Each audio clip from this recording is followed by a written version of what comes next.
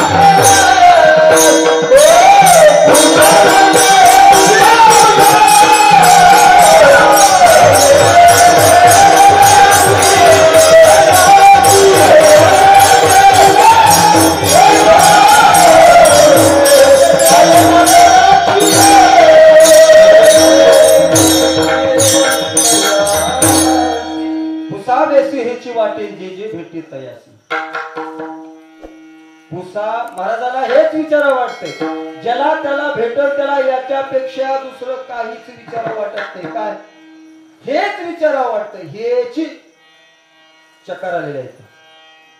चकारात्मक बोललं की अन्यायाची निवृत्ती होत असते, अन्याय बाजूला सरत असतो। समजा गावातला एखादा मोठा व्यक्ती आहे किंवा तुम्ही एखाद्या मोठ्या तालुक्याच्या अध्यक्ष असाल किंवा एखादे आमदार खासदार कोणाला तर भेटायला गेलात किंवा कुठले डायरेक्टर असतील त्यांना भेटायला गेल्यानंतर तुम्ही लग्नाची पत्रिका घेऊन गेलात, आवडीनं आपल्या आवडीचा माणूस आहे म्हणून जर पत्रिका घेऊन गेलात, चहा पाणी झालं, दोघांची बोलण्या चर्चा झाली, मग कसं काय आलात महाराज तुम्ही, काय नाही मला मुलाचं लग्न होतं आणि तुम्हाला पत्रिका द्यावी असं वाटलं मला आणि तुमची उपस्थिती प्रार्थनीय आहे म्हणून मी स्वतः या ठिकाणी जातीनिशी आलो आणि ही पत्रिका तुम्ही लग्नाला यावं। बर, लग्नाला यायला काय हरकत नाही, येणार आहे, तुमच्या लग्नाला तुमच्या घरचं लग्न आहे, तुमच्या मुलाचं लग्न आहे, त्यामुळं यावंच लागतंय, काही हरकत नाही, यावंच लागतंय, न येऊन कसं जमल, आम्हाला दरवर्षी तुमच्याकडे येवं लागतंय दर पंचवार्षिकला, म्हणजे लग्नाला नाही येऊन कसं जमल, पण थोडी जरा अडचण आहे। कोणती अडचण आहे, थोडा आवाज वाढव, थोडी अडचण कोणती आहे, जर अडचण निर्माण झाली मग मी काय करतो, थोडस माझ्या तो भावाचा मुलगा आहे त्याला पाठवतो, नाही स्वर्गाच्या वातावरणात असतो, माझ्या भावाचा मुलगा आहे त्याला पाठवतो, बर त्याला नाही जमलं माझा भाचा आहे त्याला पाठवतो. पुन्हा भाचीचा मुलगा इथंच राहतो त्याला पाठवतो. नव्हे भावाचा चुलत भावाचा आहे मावस भाऊ इथं त्याला पाठवतो. बरं धाकल्या मुलाला पाठवतो थोरला तर इथं नाही. शेवटी हळू शेवटी आता लईच नाराज होत असाल तर मंडळीला पाठवतो. एवढं सगळं अर्धा तास ऐकून घेतलं. त्या निमंत्रक असणारे जे महाराज गेले होते पत्रिका त्यांनी सांगितलं तुम्हीच बाकी सगळी यादीच्या यादी गायब करून टाकली. हे चकाराने म्हणजे हेच उसावेसे हेच वाटी. आणि दुसरं प्रसिद्ध आहे बघा तुम्हाला माहिती असं दृष्टांत आहे. पुरके आत्रे म्हणजे विनोदी आहे. त्यांचे भाषण आजही वाचा विनोदी असतात. पण विनोदामधून त्यांनी तत्वज्ञान मांडलेलं आहे. विनोदामधून समाज जागृती केलेली आहे. विनोदामधून समाजाला एकत्र केलेला आहे. ज्यावेळेस संयुक्त महाराष्ट्र सह मुंबई मिळालीच झालीच पाहिजे त्यावेळेस सगळ्यांचं नेतृत्व करत असणारे प्रतियात्रे मग यशवंतराव चव्हाणांजवळ गेले असताना तिथं त्यांच्या टेबल जवळ गेले. त्यावेळेस म्हणलं मुंबईसह महाराष्ट्र संयुक्त झालाच पाहिजे असं ज्यावेळेस म्हणजे त्या यशवंतरावांनी विचारलं आत्रे ठीक आहे तुमची मागणी मला कळू लागलेली आहे. तुमचं काय तळमळ आहे ते पण हे च का राहू लागला तुम्ही. हसले मिस्किलपणानं कोण आत्रे. हसल्यानंतर आत्रे म्हणले हे सामान्य किंवा अडाणी व्यक्तीला सांगितलं तर बरं वाटेल. म्हणजे विचारलं तर सामान्य माणसाने विचारलं तर बरं वाटेल. मग ज्यावेळेस तुम्ही विचारता तुमच्यासारखे जर तुमच्या चव्हाण नावातलं च काढलं तर कसं राहील सांगा बरं.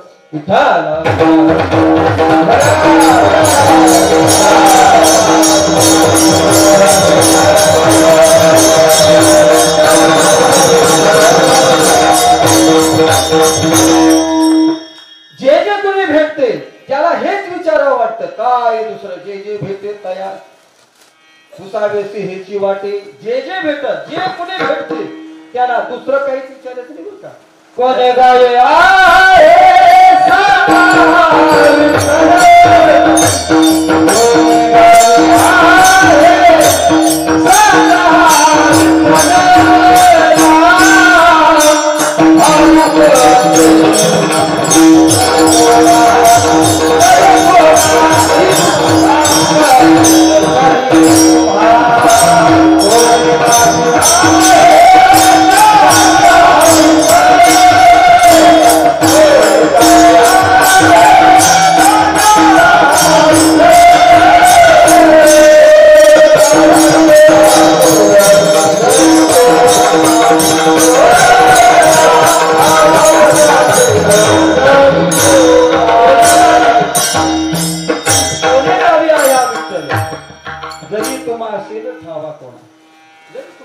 माहिती असेल तर तो मला सांगा. पण विठ्ठलच विचारलं का असे तुकाराम महाराजांनी विचारलं का यशोदा माईने विचारलं. माझा कृष्ण देखिला काय कुणीतरी सांगावे. माझा काना देखिला काय कुणीतरी सांगावे. माता शोभे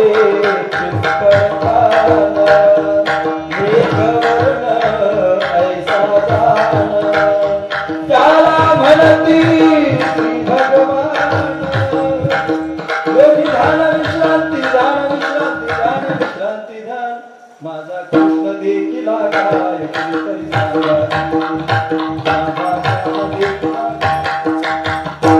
कुणी सांगा या गोविंदाची शुद्धी हो. गवळीने हेच विचारलं. बरं तुळशीदासाने कोई कहियो रे प्रभु आवन की. कोई कहियो रे प्रभु आवन की. आवन की मन भावन की. आवन की मन भावन की. कोई कहियो रे प्रभु आवन की. कोई कहियो रे प्रभु आवन की. भेटत त्याला हेच विचारलं काय विचारलं पण देव कशा करता भेटावा काय म्हणून भेटावा हे दुसऱ्या चरणात सांगतात. देव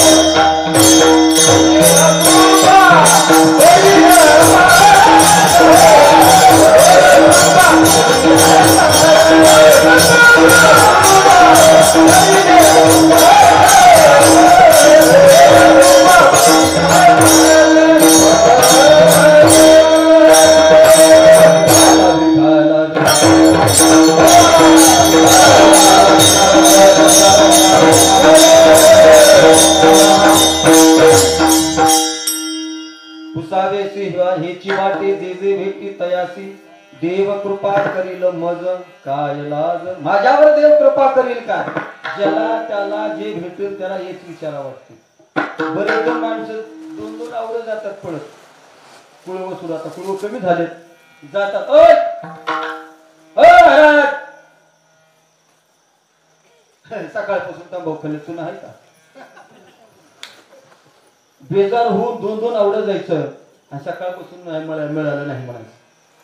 काय विचारलं तर हे तुकाराम महाराजांना गंगाराम भुवानी माझी म्हैस कुठे गेली विचारलं होतं.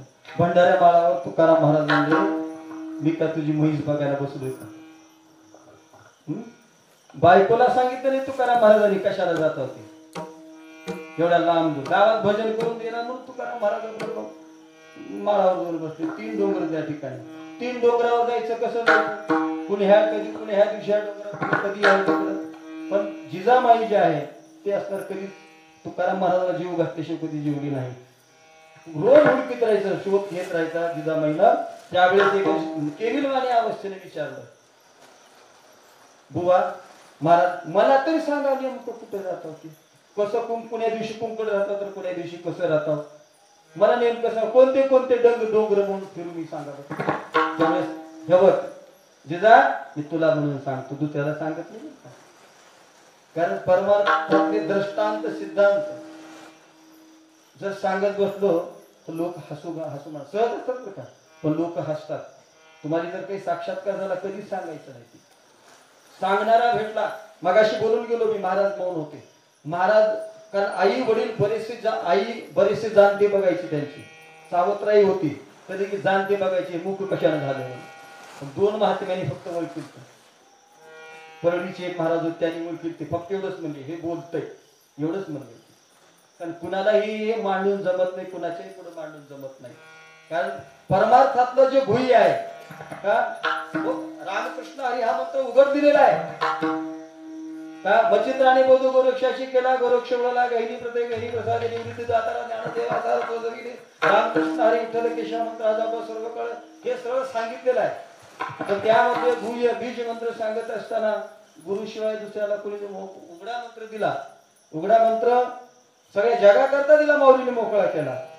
पण जे साक्षात्कार झालंय कुणालाही मांडून ज्याची किंमत आहे त्याला सांगावं. वडार वाड्यात चोळीचा ढिगा गटुडं घेऊन फिरून जमत नाही. वडराच्या वाड्यात जर गेलो चोरीचं चोळी कुणी गिराईक घेईल का तिथं? तसं कोणी गावी आहे सांगा हा विठ्ठल कुणाला विचारले नाही. तसा भेटला महाराजांना तसं भेटल का सांगणारा नाहीतर फक्त मी गल्ली बोलायला फिरले असते. मला सांगा बरं तुम्हाला देव दिसला का देव माझ्यावर कृपा करील का? बाबाजी आपुले सांगितलेलं मंत्र दिला रामकृष्ण माग शोधोदश पाहून गुरुवार. हे काय साधी गोष्ट आहे का? कुणाला मिळत नाही ते. कुणा विरगी उठलं आणि लगेच सांगा बरं कुठला देव भेटल का? देवाचं आज तर सहजासहजी कीर्तनकार कोणाला सांगू शकत नाही. ते कीर्तनकाराला जर विचारलं देव कसा आहे त्यांनाच पत्ता नाही. मी काही मला वजा करून बोलतो असा भाग नाही का?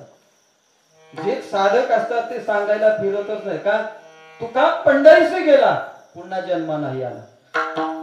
तुका पंढरीशी गेला पुन्हा देव पाहावया गेलो आणि देवची होऊन ठेवली. हे गुह्य आहे परमार्थातलं. कारण देव पाहायला गेलो देव झाल्यानंतर पण सांगायला येत सांगत बसत हे सगळी येडे गबळ आहेत.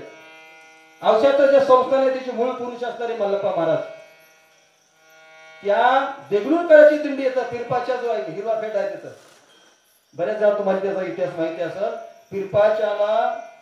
पिरपाच्यानं सांगितलं मल्लप्पा महाराजांनी ती म्हणला मला देव दाखवा देव करा देव दाखवा. पिरपाच्या म्हणला मला नाही म्हणला जाते देगलूरकरांची दिंडी उलाली तिथे विचार म्हणला. फक्त पिरपाच्यानं हात फिरवला डोक्यावरून असा डोक्यानं हात फिरवल्याबरोबर समोर येणारी दिंडी त्यामध्ये फक्त माणूस दिसतो तो मूळ पुरुष देगलूरकर. बाकी सगळे असणारे कुणी कुत्र मांजर गाढव सगळे दिसू लागले. माणसाचं गेल्याबरोबर दिंडीच्या असं लोटांगण घातलं देगलूरकराला. योग्याच्या कुणाला योग्याला माहिती असतात त्यावेळेस असं उचललं आणि मल्लप्पा महाराजांनी सांगितलं मला देव दाखवा देव करा.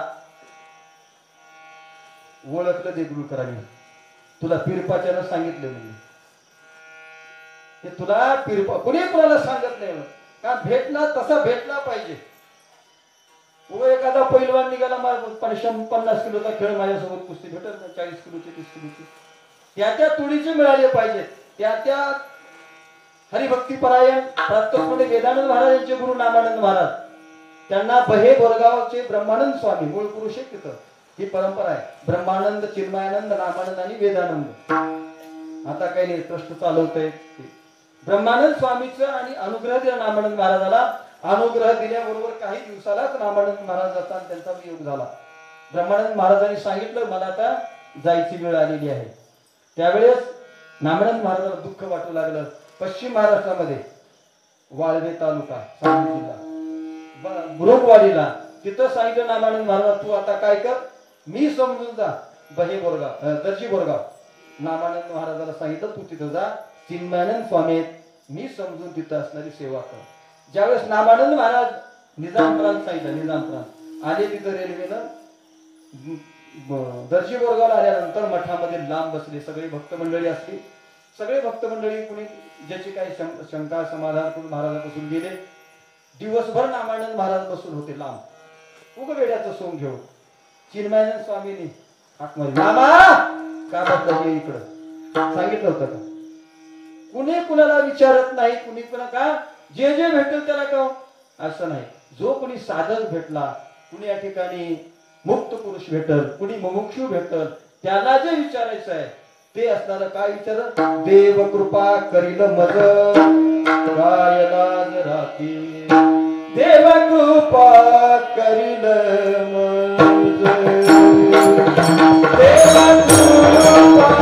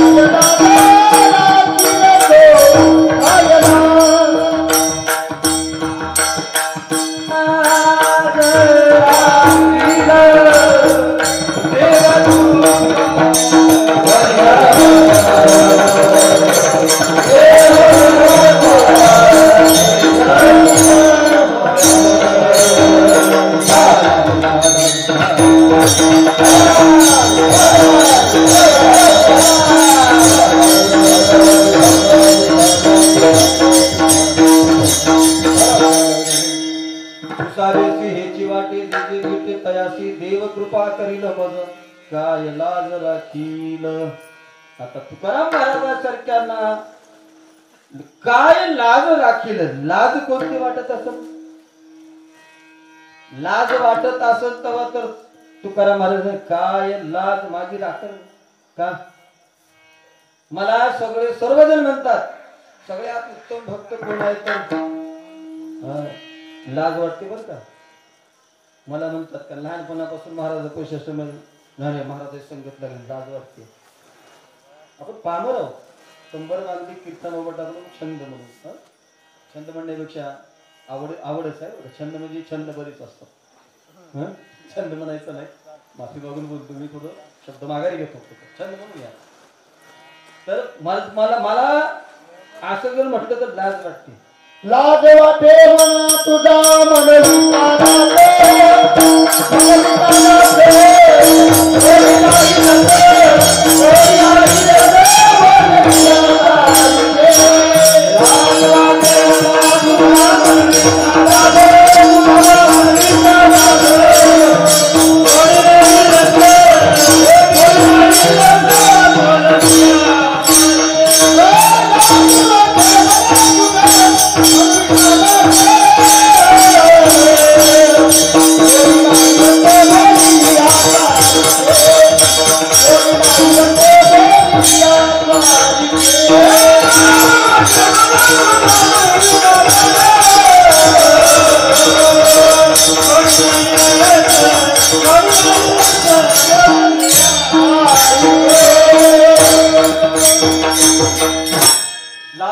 वाटे तू लाज वाटे म्हणा तुझ म्हणविता दास गोडी नाही रस बोललिया सारखी का बेश्रम माणसाला काही स्तुती करा खरं वाटते पण जे आत्मपरीक्षण थोडं जरी करतात अंतर जाणीव जर असेल जाणीव नेहमी जर नाही काही जाणीव पाहिजे आपण खरे साधक आहोत का आपण कोण्या ह्याच्यामध्ये बसतो पामरामध्ये बसतो का विषयी मध्ये बसतो का मुमुक्षु का मुक्त मध्ये बसतो याचं आपले आपण परीक्षण केलं म्हणजे आपल्याला कळत नाही का रोजचं भारी वासावरून भाजीतलं मीठ ओळखणारी माणसं होता आपण कळतंय का नाही फोडणी टाकली गरम गरम भाजी द्या कळते बरंच जायला वासावरून गरम भाजी असावी वास आल्याबरोबर कळतं मीठ कमी येत नाही जास्त वासावरून एवढी तज्ञ माणसं आहेत मग आपल्या चुका आपला कमीपणा आपला मोठेपणा उकट डिगुजीपणा मिळवतो हे आपल्याला कळते का नाही कळायला पाहिजे आणि तो प्रत्येकाला कळतो पण तसंच दुर्लक्षित करतात त्याला माणसं पण तुकाराम महाराजांनी केलं का देव कृपा करेल का माझी लाज राखेल का तुझा म्हणवी तो दास हा झालाच आहे डांगोरा नुसता डांगोरा पिटलेला पण खरा दास आहो का नाही आहे का नाही याचा विचार तुकाराम महाराजांनी केला देव माझी लाज राखेल का नाही बर महाराज या ठिकाणी देव कृपा करेल का माझ्यावर माझी लाज राखेल का जे कुणाला भेटले त्याला हेच विचारावं तुम्ही सारखं भजन भजन म्हणा आज भजन उद्या भजन परवा भजन सप्ताह संपला कालच सप्ताह झालाय आणि लगे भजनाला बोलवायला का भजनी फुकट आली तुम्ही का काम धंदा हाय नाही भजनाला सर म्हणतात कोणी असो नाही फोन स्विच ऑफ करायचा सध्या कुठं नाही बाहेर गावी जर लातूरात होणार काम आहे असते घरीच मध्या पडली पण बोलते कुठे मिळा कंटाळा येत तुकाराम महाराज ज्याला त्याला जर हे तुम्हाला काही काम धंदा आहे का नाही महाराजांनी सांगितलं काय तिसऱ्या चरणात अवघियाचा विसर झाला अवघियाचा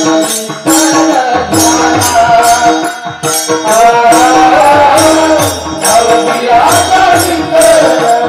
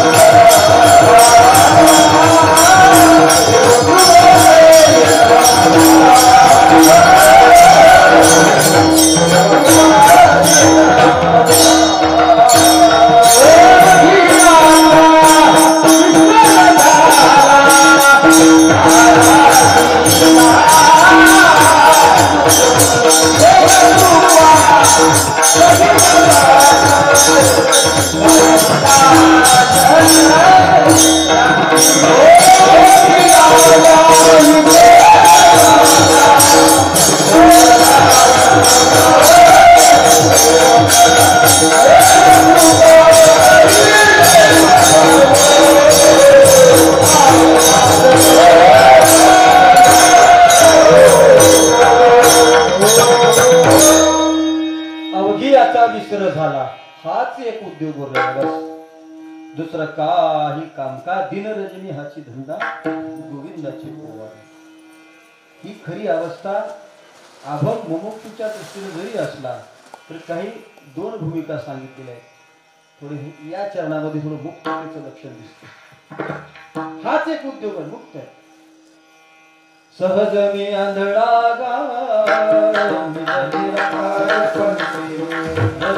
निवृत्ती झाली मी माझी हरप आदर्शतेची झाले काही बसले हो